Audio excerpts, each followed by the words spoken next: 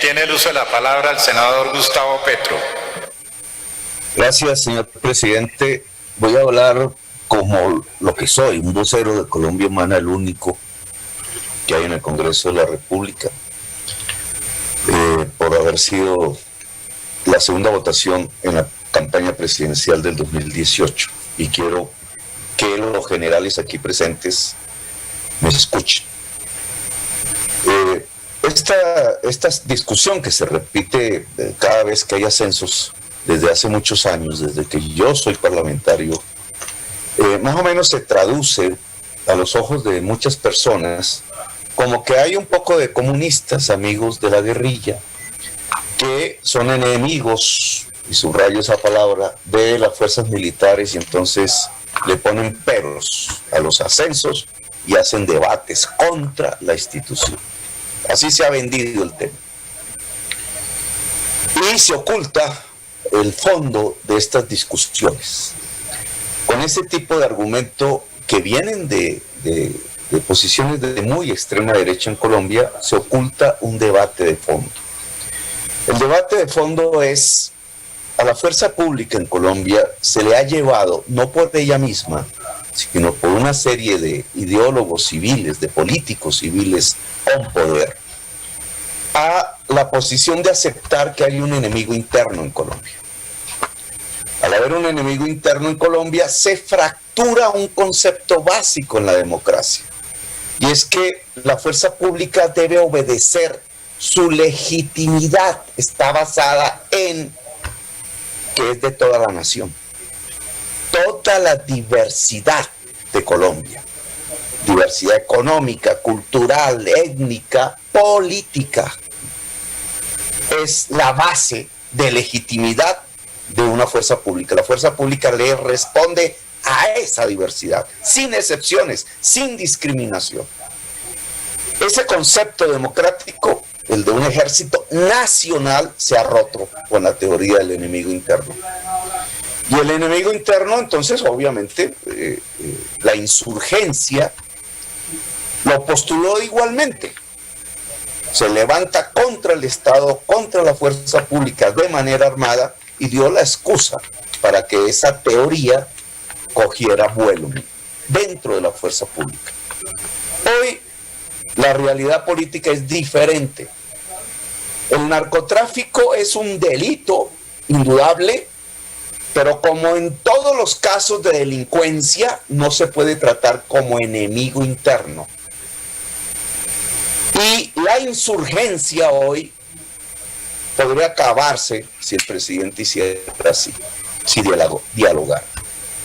Es decir, estamos a puertas de una política de seguridad que podría ser mucho más eficaz que la que se ha construido y se mantiene hoy alrededor del tema del enemigo interno.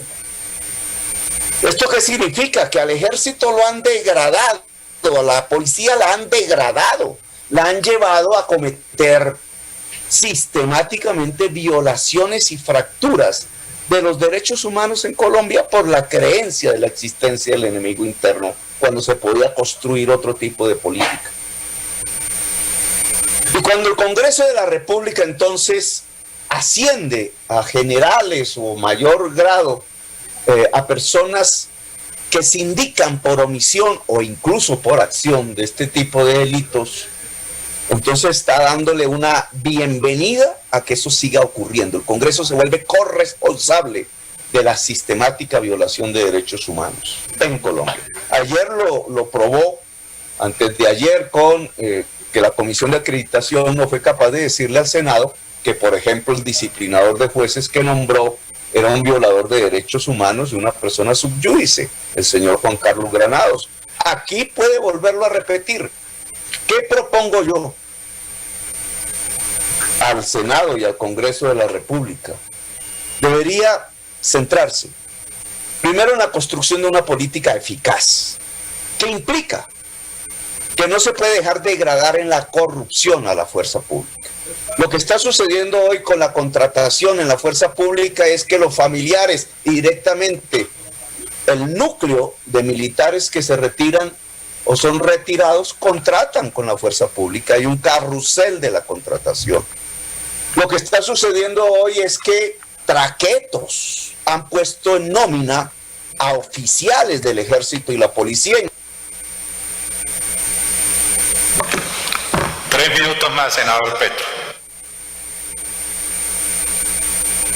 Gracias, presidente. Que es una subordinación de secciones, no de la institución, de secciones de la fuerza pública y de la policía al crimen, en la forma de narcotráfico. Se ha degradado, por tanto, en esas circunstancias. Lo que está sucediendo hoy es que la creencia del enemigo interno la ha llevado a afrontar a núcleos sociales de la población de tipo político o simplemente social, como si fueran sus enemigos. Los campesinos cultivadores de hoja de coca, los jóvenes de los barrios. Por eso hemos vivido hoy masacres. Masacres como en el caso de Bogotá. Jóvenes asesinados por la policía de manera directa, de frente, por su protesta. Como lo hemos visto en el caso de Bogotá, niñas violadas, jóvenes metidos en los CAIs torturados, como lo hemos visto en el caso de Bogotá, una serie de masacres en la cual el gobierno se queda en silencio. Eso no puede seguir. Yo sí creo que el régimen de ascenso, y con esto termino, presidente, debe variar en Colombia.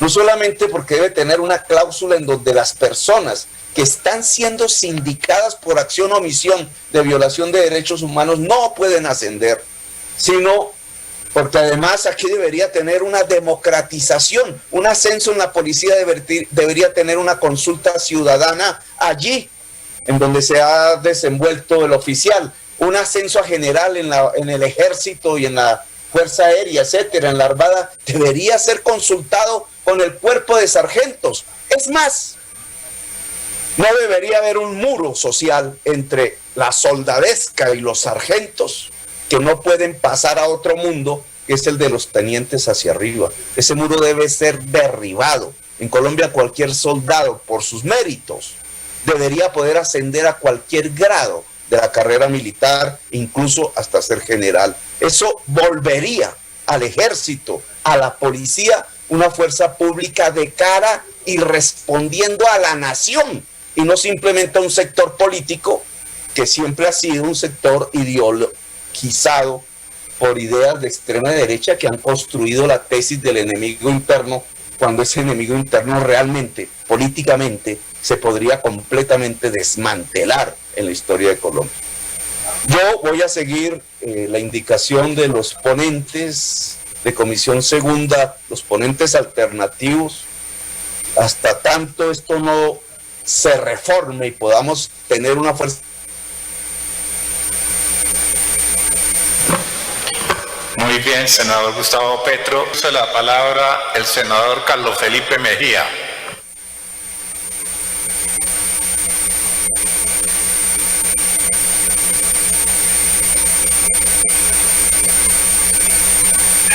Gracias, señor presidente.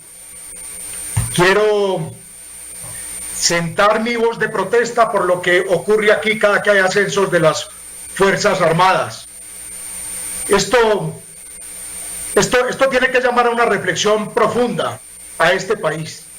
No es posible que criminales de lesa humanidad, que quienes han estado vinculados a grupos narcoterroristas, que tanto daño le han hecho al país y que ocupan de manera impune curules en este Senado de la República, otros de ellos muy cercanos y defensores permanentes de esos grupos narcoterroristas, algunos de ellos vinculados, por ejemplo, a la tragedia del Palacio de Justicia, algunos de ellos que en videos hemos visto cómo en la penumbra reciben multimillonarios recursos y hoy siguen en la impunidad, los mismos que han ido a pedirle a la dictadura venezolana financiación de campañas presidenciales y siguen impunes en este Congreso.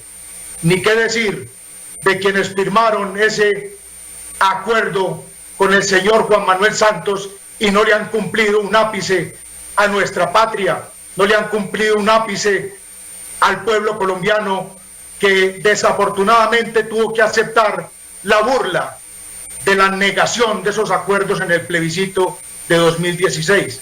Aquí vienen a denigrar de nuestras Fuerzas Armadas, quienes fueron derrotados por ellos y que si no fuera por el señor Santos, jamás habrían podido persistir en su lucha de convertir esta patria en un narcoestado, como lo quieren construir y como permanentemente tratan de llevar a nuestro país hacia ese puerto.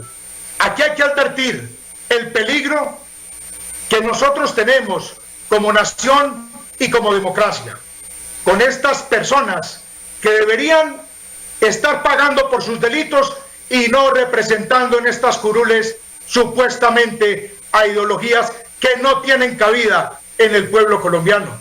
Yo creo que la reflexión que tiene que hacer el pueblo colombiano es si esos acuerdos de paz pueden generar legitimidad política, porque aquí vemos la consecuencia, el cinismo con que hoy los peores criminales hoy sientan cátedra de ética, de moral y de cómo debería ser construida esta sociedad.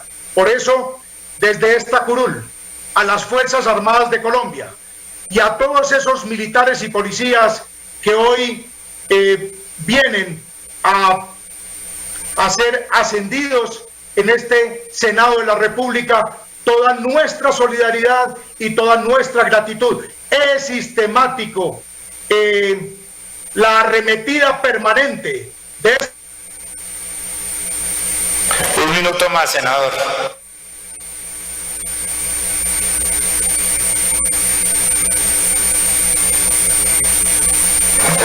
Senador Mejía, un minuto más. Es indudable, señor presidente, que estos grupos de extrema izquierda, tan cercanos al socialismo del siglo XXI, tan cercanos al régimen venezolano, a la dictadura cubana, a las narcoguerrillas, al narcoterrorismo, permanentemente quieren desprestigiar a nuestras Fuerzas Armadas. Por eso, en nombre de la inmensa mayoría de colombianos, toda nuestra gratitud, toda nuestra solidaridad con nuestras Fuerzas Armadas. Y abramos los ojos, porque aquí lo que hay es una estrategia que, entre otras cosas, ha quedado bastante desbalanceada por los inmensos recursos generados de las 250.000 hectáreas de coca, tan cercanas a esos grupos extremistas que permanentemente atacan a nuestra fuerza pública. A todos ellos, policías y militares de nuestra patria. Bien, tiene el uso de la palabra el señor ministro de Defensa, Carlos Holmes Trujillo. Saludo con mucho respeto a los honorables senadores y he solicitado la palabra con el propósito de dejar la constancia que reza de la siguiente manera. Los oficiales cuyas hojas de vida han sido puestas hoy a consideración del Senado para efecto de los respectivos ascensos cumplen con los requisitos consagrados en la Constitución Nacional, la ley y las normas vigentes a la fecha. El Gobierno Nacional, al poner en consideración del Senado las hojas de vida de los oficiales a que hace referencia esta constancia, ha respetado la Constitución Nacional y la ley y las garantías judiciales y procesales que son universales.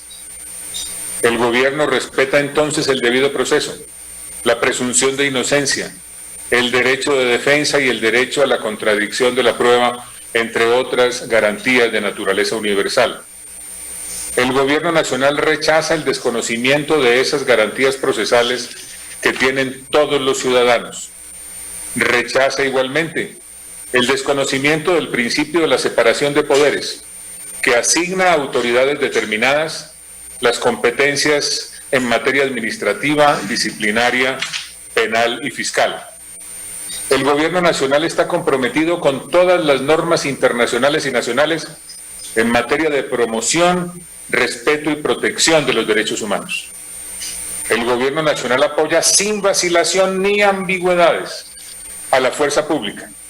De igual manera, aplica la política de cero tolerancia a la corrupción y la eventual violación a la ley y los reglamentos, con respeto, eso sí, a las garantías procesales y judiciales universales. La responsabilidad individual administrativa, disciplinaria, penal y fiscal solamente puede ser establecida por las autoridades competentes competencia que no tiene ningún senador en lo que tiene que ver con el punto del orden del día que hoy nos ocupa. Desconocer el debido proceso, el derecho de defensa, la presunción de inocencia y todas las que están consagradas es un atentado a la institucionalidad. De esta manera se materializa la campaña de deslegitimación contra la fuerza pública. La muerte de colombianos duele y genera rechazo. La violación de la ley duele y genera rechazo. Pero las responsabilidades individuales no pueden ser determinadas por quien no tiene la competencia para hacerlo. Expreso mi gratitud, reconocimiento, respaldo, apoyo y consideración a la Fuerza Pública de Colombia por su abnegada y heroica tarea en defensa de todos los colombianos. Quiero además que haga parte de esta constancia el contenido central que está consignado en el boletín número 177 del 3 de diciembre de 2020 de la Corte Constitucional, a través del cual da cuenta de una decisión tomada en sede de tutela a la tutela que fue presentada por el comandante de la 17ª Brigada del Ejército Colombiano. En el párrafo correspondiente se señala lo siguiente: la Corte Constitucional estudió el caso y encontró que efectivamente existió una vulneración de los derechos al buen nombre y la honra de los integrantes de la 17ª Brigada del Ejército, puesto que no existen decisiones judiciales condenatorias en firme que involucren a uniformados de esa unidad militar con los hechos denunciados. De esa manera, la Corte Constitucional se pronuncia en defensa del buen nombre y de la honra, que hacen parte, por supuesto, de las garantías que están consagradas en la Constitución. Muchas gracias, señor presidente. La siguiente dice: conforme al decreto 1391 de 26 de octubre de 2020, mediante el cual el señor presidente de la República, doctor Iván Duque Márquez, y el ministro de Defensa Nacional, doctor Carlos Holmes Trujillo García, decretaron el ascenso de oficiales de las fuerzas militares y, de acuerdo a lo expuesto anteriormente, apruébese en segundo debate el ascenso al grado de brigadier general